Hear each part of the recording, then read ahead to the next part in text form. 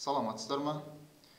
Мен Атырау қаласы химия биология бағытындағы Назарбаев зияткерлік мектебі химия пәні мұғалімі Қосан Рахымжан Пірлібайұлы. Біздердің бүгінгі сабағымыз 9 сыныптарға арналған 9-2Б бөліміндегі қышқылдар, сілтілер және негізділер, тұздар тарауына арналады. Жалпы біздің бүгінгі тақырыбымыз қышқылдық, сілтілік және бейтараптану үшін иондық теңдеулер.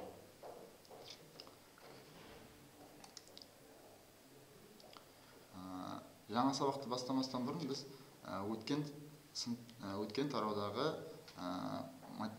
материалдарды қайталап алайық. Жалпы оқушылар, біз күнделікті өткен тақырыптарды көбінесе осы ойын элементін пайдалану мақсатында, оқушылардың қызығушылығын арттыру мақсатында осы Kahoot сайтында дайындалып алынған ойын түріндегі үй тасымасын қайталау элементін қайталаймыз. Барлығыңызда алдарыңыздағы ноутбуктарды осы мына сайтқа бағдарлаңыздар. Алдарыңыздағы көрінген пин-кодты теріңіздер.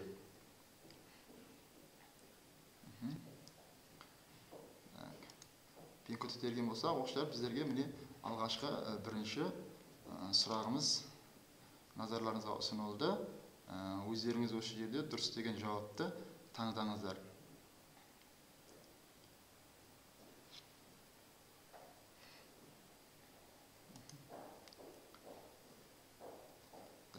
Сіздердің экрандарыңызда осы көрініс көрініп тұрған болу керек. Мысал үшін бізде бірінші сұраққа екі оқушы ғана қатысқан, Марлен және Абзал. Бірінші сұрақтың нәтижесі бойынша бұл екі оқушы да сұрақтарға дұрыс жауап бере алмаған.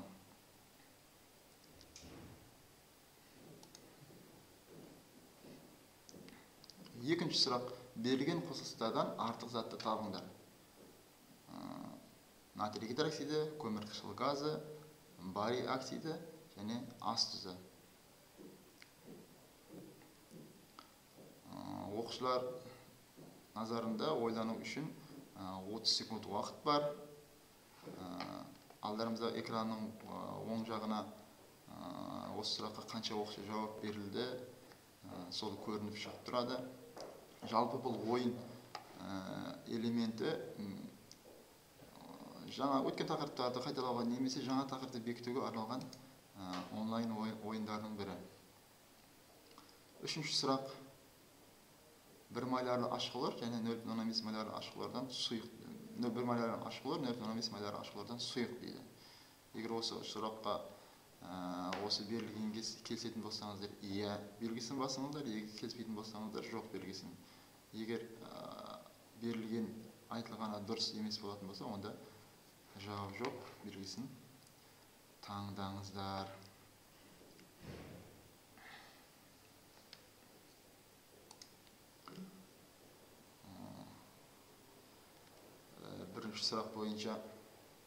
Үшінші сұрақ бойынша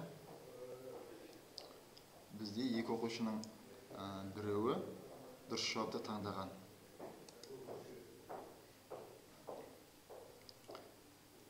Келесі сұрақ: алюминий хлоридінің иондық теңдеуінің жалғасы өнімдер жазылған қатарды анықтаңыз дейді.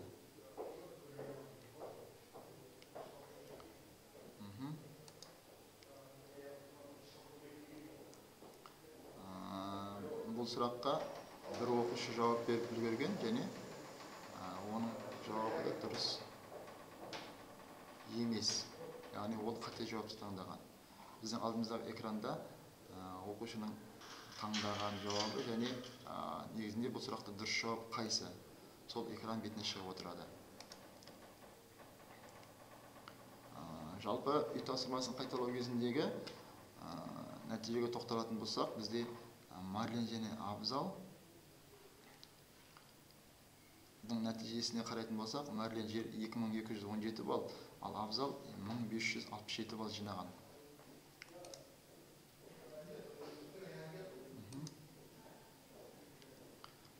Жалпы ұпайлар саны енді бұл жердегі бұл ойын элементінде оқушы қаншалық дұрыс жауап, жылдам жауап берді, соған орай ұпай санын белгілейді.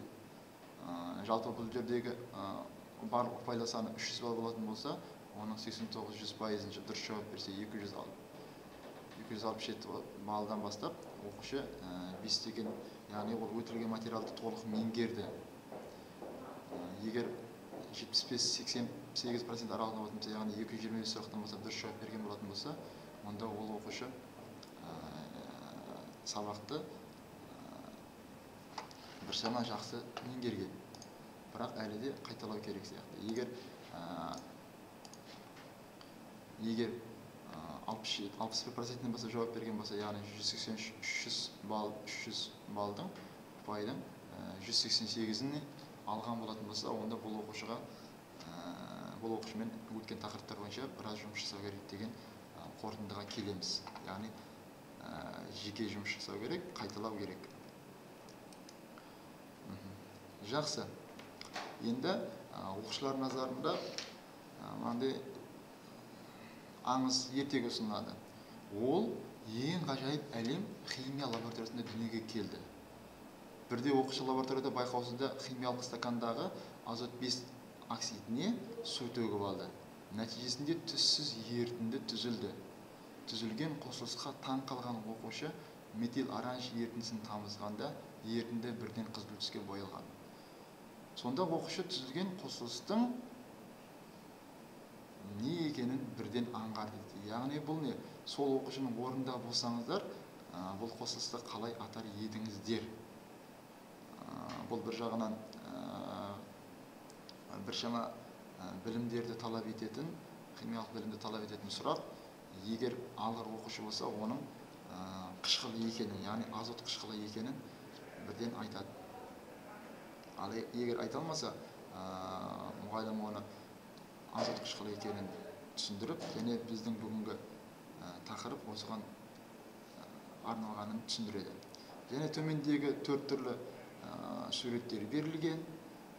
Осы сурет берген әдетқа өзіндік сипаттама беріп, және олардың ортақ қасиетін табыңыздар. Яғни алма, лимон, құмырсқа және қымыз. Яғни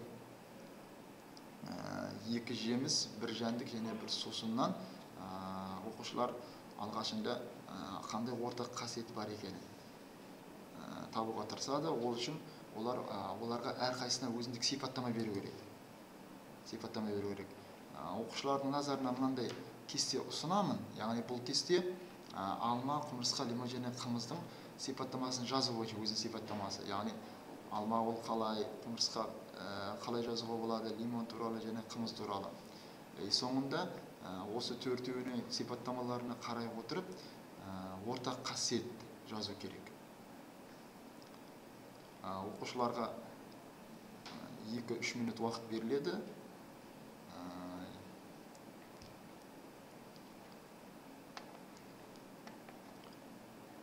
Жазып болғаннан кейін, уақыт аяқталған соң берілген уақыт, мен олардың алдына негізгі жауапты келтіремін. Яғни оқушылар осы арқылы өздерінің жауаптарымен салыстырып бағалайды. Мысалы үшін алма, жеміс ағашта өседі, түрі жасыл, түсі жасыл, дәмі піскен кезде тәтті, шекі кезінде қышқылдау дейді. Яғни бұл жерде олар барлығы дәмін көрген, мүмкін осыларда жауап берген болуы мүмкін. Екінші, құмырсқа жәндік, түсі қара немесе қоңыр, шаққанда қышқыл сұйықтық бөледі дейді. Яғни бұл мәліметтерді олар биология курсынан білетін. Үшінші, лимон жеміс, түсі сары, дәмі қышқыл, солы, қабағы қатты.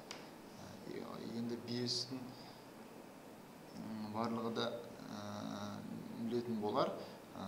Бесін жасыратын сусын, түсі ақ, дәмі қышқыл. Яғни бұлардың барлығында берілген сипаттамаларға қарайтын болса, оларда қышқыл қасиет, яғни дәмінде қышқыл деген сөз бұлардың барлығына ортақ сипаттама беріп отыр. Яғни осы кестенің жауабына пайдалана отырып, біз бүгінгі сабағымыздың тақырыбын ашамыз. Яғни біздің бүгінгі тақырыбымыз бірінші бөлімі бұл қышқылдық, сілтілік және бейтараптану үшін иондық теңдеулер.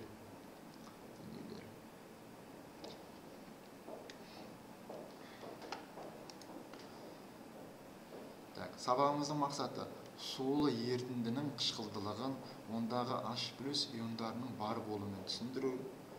Сулы ерітіндінің негізделген ондағы OH иондарының бар болуымен түсіндіру және бейтараптану процесін олардың арасында жүретін реакция нәтижесі деп түсіну. Үшінші, pH шкаласы және оның мәнін түсіну. Төртінші, сілтіме негіз арасындағы айырмашылықты түсіндіру. Енді оқушылар назарында төмендегідей үш реакция берілген. Осы қосылыстардың үш қосылыс берген, осы қосылыстардың сулы ерітінділерін иондарға ажырату керек.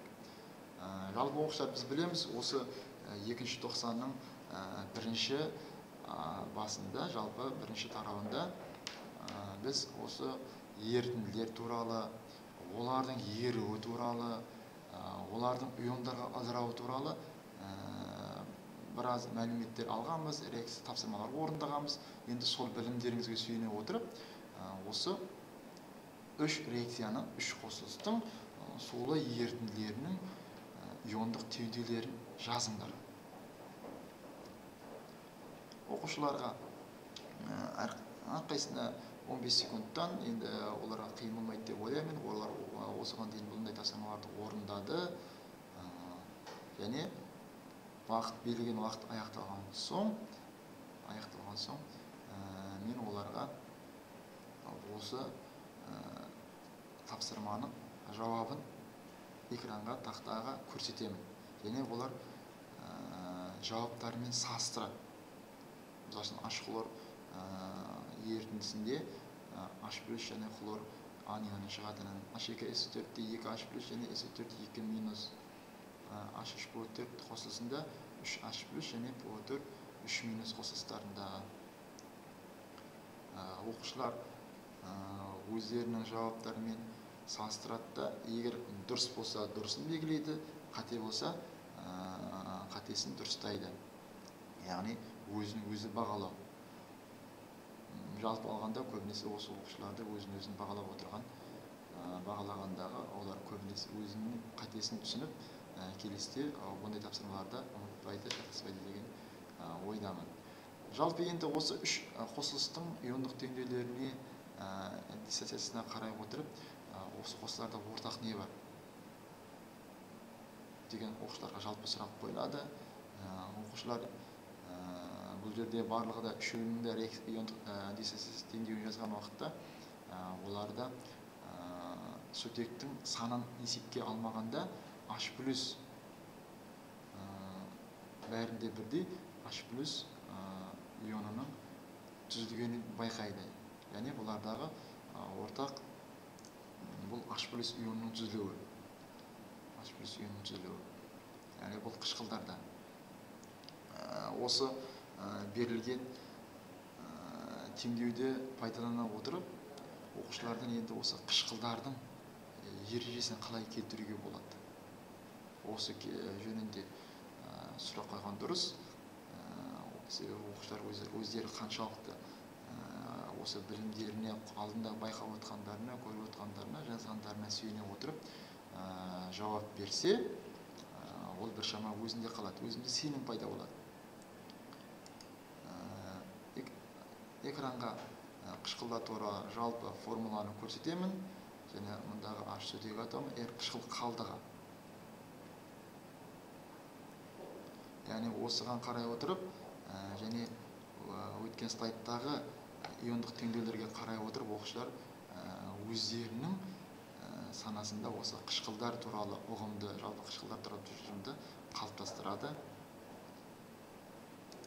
қалыптастырады.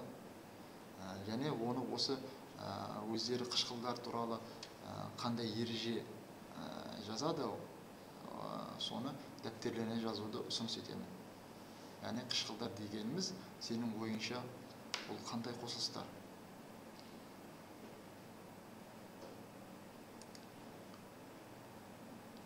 Енді төмендегі суреттердің құрамында қандай қышқылдар болатыны жазыңыз. Тапсырма орындау көмекші құралды қолдануға болады. Мысалы, енді бізде бұл жерде сілтеме жасамайды, сондықтан оқушылар енді бұл заттарды жалпы күнде көріп жүр. Аккумулятор автомобильдің, екінші өздерінің көп ішетін сусындары, үшінші жеміс бірге, төртінші алма, үшінші, төртінші құмырсқалар, бесінші бұл енді оларға биология пәнінен таныс асқазанның суреті көрсетілген бұл жерде ішекте.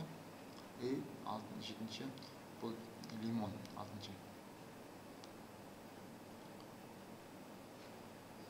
Енді бұл жерде 9 сынып оқушыларына бұл сұрақтарға жауап беру қиындау болар. Кейбіреулеріне енді олар енді көбінесе алмада алма қышқылы болатынын көп мән бере бермейді. Мысалы үшін осы сұрақтардан және осындай мынандай логикалық сұрақтарды құрастырып кетуге болады. Мысалы үшін осы жердегі олар күнделікті пайдаланатын осы кола сусыны. Жалпы кола сусынында кола сусынның қышқылдарға қандай қатысы бар? Егер мұқият сыртын құрамын оқып қарайтын болса, ол жерде қышқылдардың аттары берілген.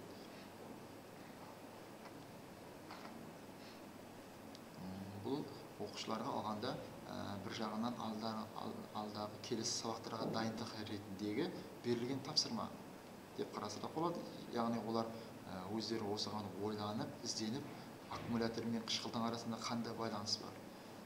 Құмырсқамен, асқазанмен, немесе мына жемістермен бұл қышқылдардың арасында қандай байланыс бар?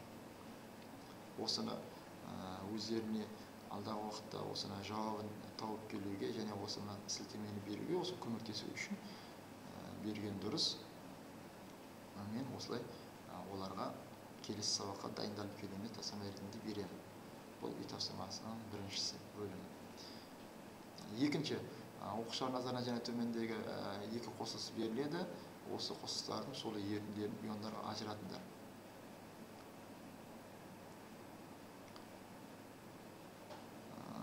Белгілеген уақыт біткеннен кейін оқушыларға негізгі дұрыс жауап қалай болады және осыменен олардың жауабын салыстыру.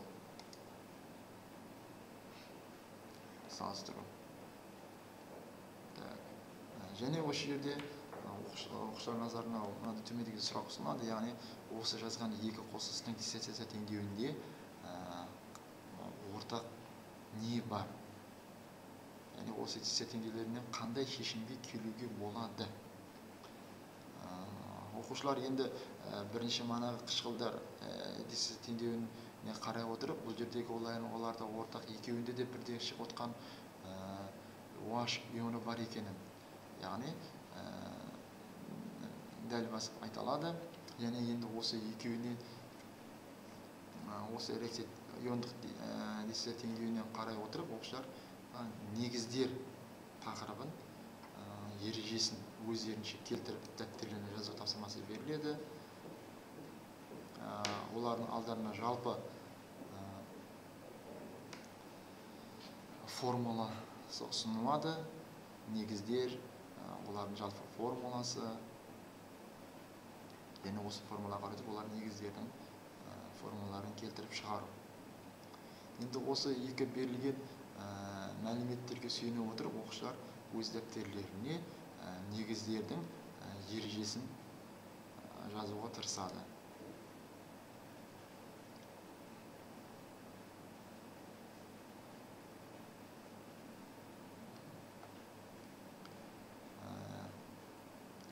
Егер оқушылар тапсырманы орындап болған болсақ, келесі бөлімге өтеміз. Енді бізде осы негіз деген екі түсінік бар, ол негіз және сілті. Негіз және сілті. Негіз бен сілтінің қандай айырмашылығы бар? Мысалы үшін оқушылардың назарында осы екі сурет берілген. Негіз дегеніміз не? Және даттанған темірдің суреті және сілті. Яғни оқушылар бұл негіздер, жалпы бізде бұл негіз бен сілтіде екеуі де гидроксидтер классына жататын қосылыстар. Олардың жалпы формасы бірдей, айырмашылығы олардың судағы ерімеуінде. Яғни негізде дегеніміз бұл судағы ерітіндісі металл гидроксидтер суда ерімейтін болса, оларды біздер негіздер деп атаймыз.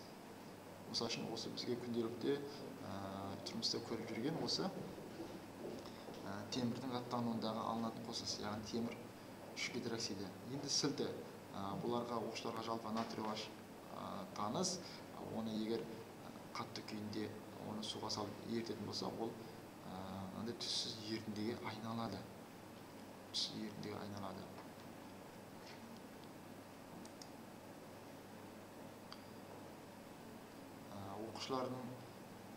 Оқушылар біз бұл ергішкесімен өте жақсы таныспыз. Яғни осы ергішкесіге қарай отырып, негіздердің, суда еритін негіздерді, сілтілерді және суда ерімейтін негіздерді оңай ажыратуға болады. Яғни бұлар алдағы уақытта осыны біз көп қолданатын біздің негізгі кестеміз. Бұл жерде катиондар мен аниондардың түйіскен жерін қарайтын болсақ, ол жердегі берілген әріптерге қарай отырып, оның суда ериді ме, әлде еримейді ме, әлде аз еритін қосылыстар ма, соны біз анық ажырата аламыз. Мысалы үшін бізге таныс натрий ионы мен OH анионының түйіскен жерін қарайтын болсақ, бұл жерде ериді деген мәлімет берілген. Ал егер алюминий 3 плюс катионы менен OH минус анионның түйіскен жерін қарайтын болсақ, яғни бұл жерде бұл қосылыс ерімейді деп берілген. Яғни ерімейтін қосылыстар бізде негіздерді, ал еритін қосылыстар бізде ол сілтілер деп аталады. Енді осы кесте арқылы негіздер мен сілтілердің айырмашылығын толық меңгеру мақсатында оқушыларға мынандай тапсырма берілді. Оқушылар осы алдыңыздағы тапсырманы кестені ергіш кестесіне пайдалана отырып, төменде қосылыстар суда еритін және ерімейтін қосылыстарға негіздерге жіктеңіздер. Яғни берілген қосылыстар бізде натрий гидроксиді, алюминий гидроксиді, калий гидроксиді, магний гидроксиді, темірдің 2 валентті гидроксиді, темірдің 3 валентті гидроксиді, және барий гидроксиді, және мырыш гидроксиді.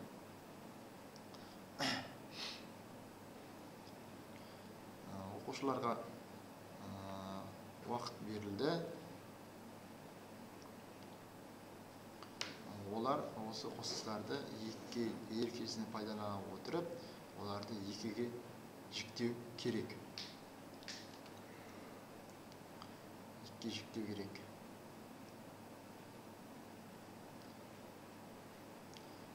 Егер біз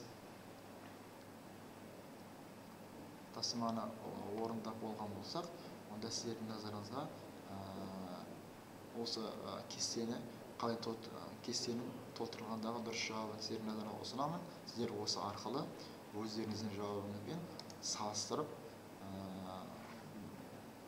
дұрыс болса дұрыс, қате болса қай жерінде қателесті, соны белгілеп қойыңыздар.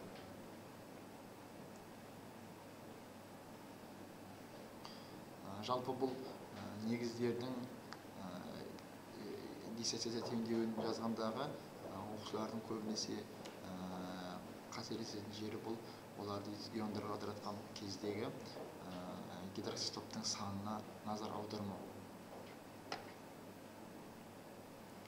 Осы нәрсені мұқият есте сақтаған жөн. Енді оқушылар біздер жалпы негіздермен және осы қышқылдармен жұмыс жасаған уақытта қауіпсіздік техникасы ережесін өте қатаң сақтаған дұрыс. Теріні, ағаштан, былғарыдан жасаған заттарды күйдіреді. Егер қышқыл ерітіндісі қолыңызға танып кетсе, дереу қатты ағынды суға жуып, сосын жарақаттанған жерде 2%-тік асодасы ерітіндісімен сүртіңіз. Біздің барлық химия лабораторияларында арнайы осы мед қорапша бар. Осы мед қорапшаның ішіндегі бірінші көрсететін көмек бәрі берілген. жалпы қатты ағын суда егер қышқыл немесе сілте тиетін болса 10-15 минут ұстап тұру керек. Работая с кислотами, необходимо помнить, что несоблюдение правил обращения с ними приводит к сильным химическим ожогам. Концентрированные кислоты вызывают обезвоживание кожи и других тканей, причем степень их воздействия зависит в первую очередь от окислительной способности кислоты. По быстроте действия и по скорости разрушения тканей кислоты располагаются в следующем порядке. Царская водка, смесь азотной и соляной кислот, азотная кислота, серная кислота, плавиковая кислота, молочная кислота и так далее.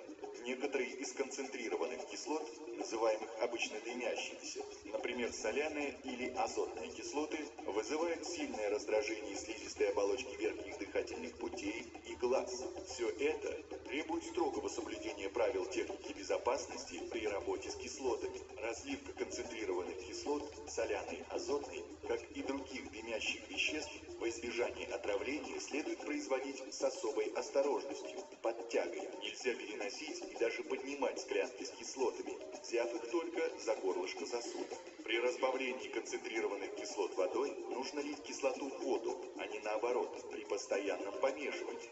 Приливание воды к концентрированной кислоте, особенно серной, сопровождается разогреванием и разбрызгиванием жидкости, что может привести к ожогам. При разбавлении концентрированных кислот, смешивании их друг с другом, сопровождающимся выделением тепла, необходимо пользоваться только тонкостенной химической или фарфоровой посудой. Во избежание ожогов полости рта, а также отравления, запрещается набирать растворы кислот в пипетку ртом. При засасывании растворов следует пользоваться пипетками с различными ловушками и резиновой грушей.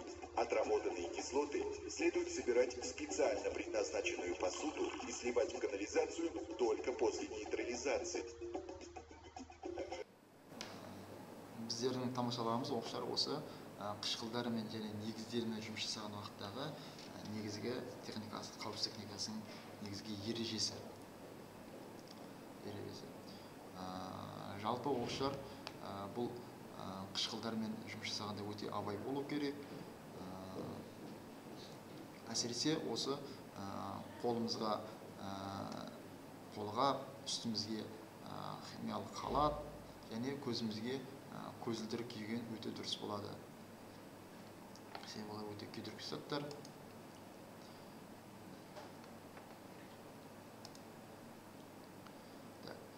Енді оқушылар сіздердің алдарыңызға осы лабораториялық жұмыс ұсынылады. Яғни алдарыңыздағы ыдыста, бірінші ыдыста лимон шырыны берілген, екінші ыдыста ас содасының ерітіндісі берілген.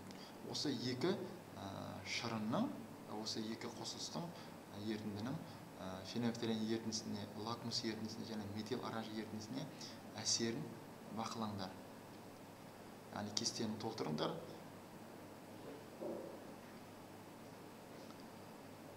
Бұл жерде арнайы осы оқушылардың қауіпсіздігі үшін лимон шырыны мен ас содасы ұсынылды.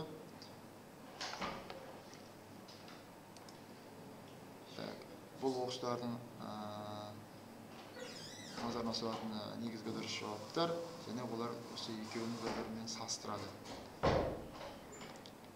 Көргендерін.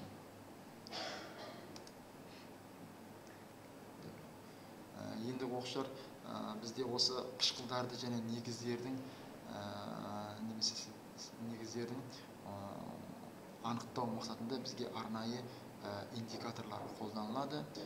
Бізде жалпы сіздерге бұл индикаторларды таныс: фенолфталин, метил оранж, лакмус қағаздары, қызыл және көк, және әмбебап индикатор қағазы. Жалпы бұл индикаторлар алдарыңыздағы pH индикаторлардың мәні. Яғни бұл pH көрсеткіші деген не? pH көрсеткіші бұл осы қышқылдың немесе негіздердің, сілтілердің күшін көрсетеді. Яғни ол 1-ден 14-ге дейін немесе 0-ден 14-ге дейінгі диапазонда болады. Жәнегі бастапқы 1-ден 7-ге дейінгі pH көрсеткіш бұл бізде қышқылдар. Яғни бірінші, екінші бұл өте күшті қышқылдар есептеледі. Яғни егер де біз ерітіндіге осы pH мысалы үшін амебаб индикаторын батыратын болсақ, егер бізде ол қызыл түске боялатын болса, және оның қызыл түсі бірінші немесе екінші pH мәніне тең болатын болса, түсі, онда бұлар күшті қышқылдар деп есептеледі. Жалпы бұл pH көрсеткіші 1-ден 6-ға дейінгі, яғни бұл қышқылдық ортаны көрсететін, ал 7-ші бұл бейтарап орта, ал 8-ден 14-ге дейінгі бұл негіздік сілтілік ортаны көрсетеді. Яғни бізде 13-ші, 12-ші, 13-ші, 14-ші бұл өте күшті негіздер деген сөз. Яғни strong. Бұл жерде термин сөз қолданылып отыр ағылшын тіліндегі. Weak бұл яғни әлсіз негіздер, ал strong бұл күшті негіздер. Weak acids бұл әлсіз қышқылдар, strong acids бұл күшті қышқылдар. Яғни біз алдағы уақытта бұл осы қышқылдардан, ерітінділердің pH мәнін анықтаймыз.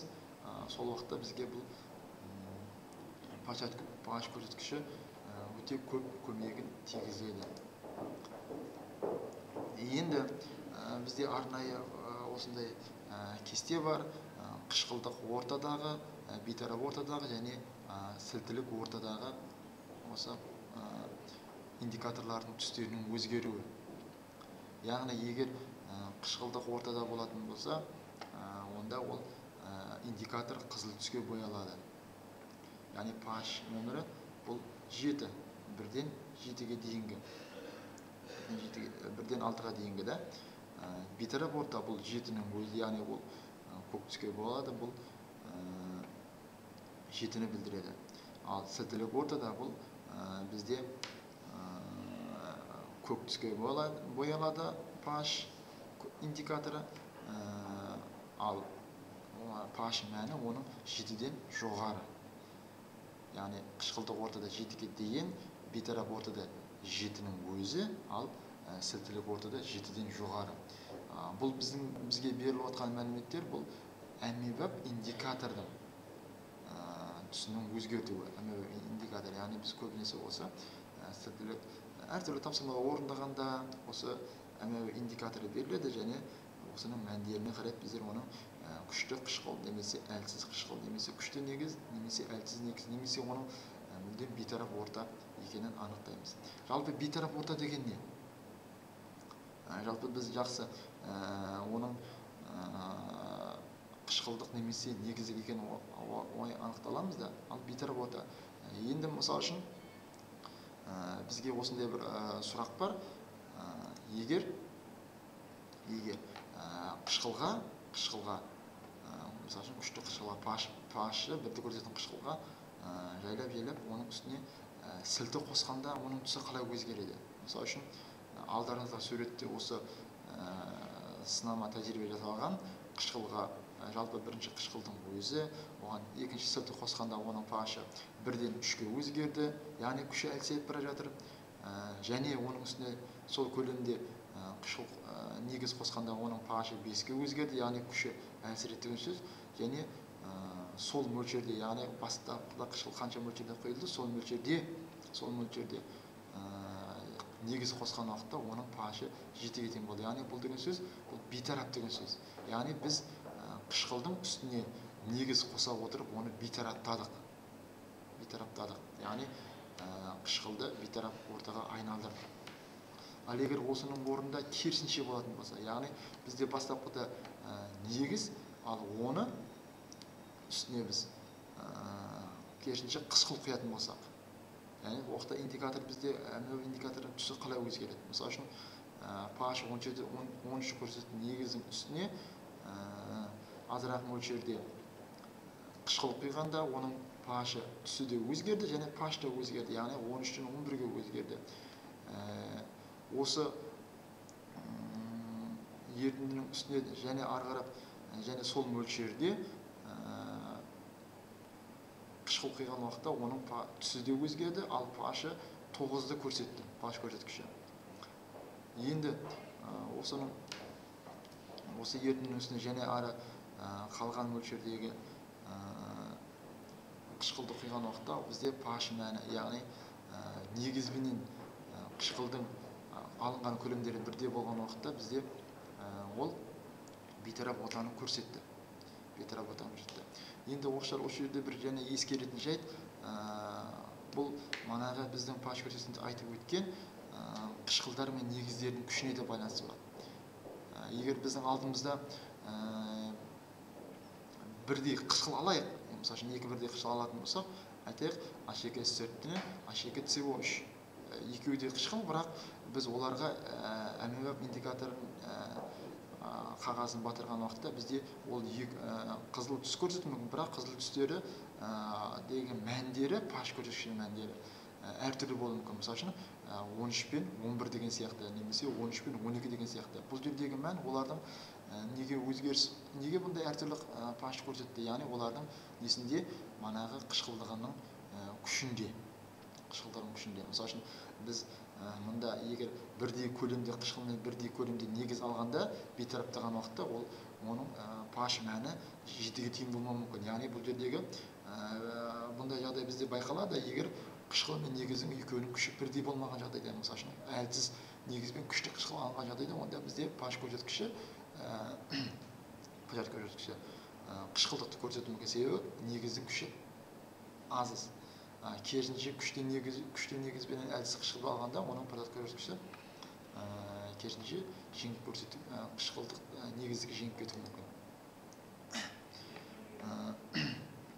Жалпы енді оқушылар осы біздің алған білімдерге сүйене отырып, төмендегі тапсырма беріледі.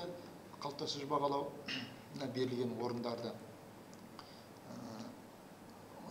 сөздердің орындарына керекті сөздерді қою керек. Сіздерге тапсырма берілді, уақыт берілді. Енді осы жазғандарыңызды жауаптармен салыстырамыз. Мысалы үшін бұл жердегі негізгі жазылу керек сөздер осы алдарыңызда берілген сөздер болу керек. Салыстырыңыздар жауаптарыңызбен, қай жерде қате кетті, қай жерде немесе барлығы дұрыс болса ол өте сіз бүгінгі сабақты жақсы түсінген деген шешімге келеміз. Екінші тапсырма бұл бос орындарды және осындай толтыру керек.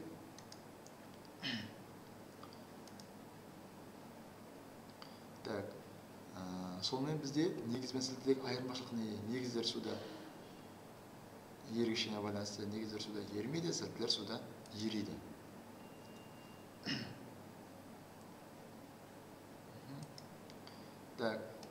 Бұл тапсырмадағы осы берілген қышқылдардың атауларын және қышқыл қалдықтарын жазу керек. Мысалы үшін мына жерде қазақша атау қазақша жазу керек, қышқыл қалдығының атауы берілген алдындағы берген мәліметтерге пайдалана отырып. Оқушылар толтырып болған болса, оны жауабымен салыстырамыз.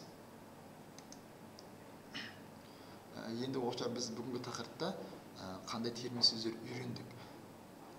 Алдарыңыздағы термин сөздер қазақ, орыс, ағылшын тілінде жылдам дәптерге жазып ала қоямыз, себебі біздер бұдан кейін осы термин сөздерменен ағылшын және қазақ, орыс тілдеріндегі жұмыстар тапсырмалар орындаймыз. Мысалы үшін бізде осы келесі тапсырма, осы сіздердің жаңағы термин сөздерге пайдалана отырып, төмендегі тапсырмаларды орындау. Бұл үйге берілетін тапсырманың екінші бөлімі, яғни сіздер өздеріңіз қалаған қышқылды алып, оған берілген негіздермен лекциясын жазып келесіздер.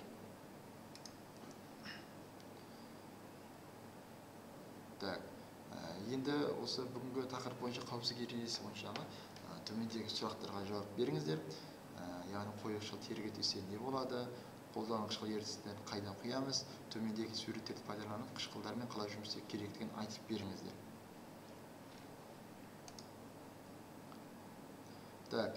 Жалпы оқушылар біздің бүгінгі сабағымыздың мақсаты сулы ерітінділердің қышқылдығын ондағы H+ иондарының барлығын түсіндіру. Біз ол мақсатқа жеттік. Сулы ерітіндінің негізілігін ондағы OH иондарының бар болуын түсіну және бейтараптан процесінің олардың арасында жүретін реакция нәтижесін түсіну. Біз ол мақсатқа да жеттік. Және pH шкаласының мәнін үйрендік, түсіндік, қалай болатынын, негіз бен сілті арасындағы айырмашылықты да ұғынып алдық. Жалпы біздің сабағымызда пайдаланған ресурстар осы төменде көрсетілген. Назарларыңызға рахмет.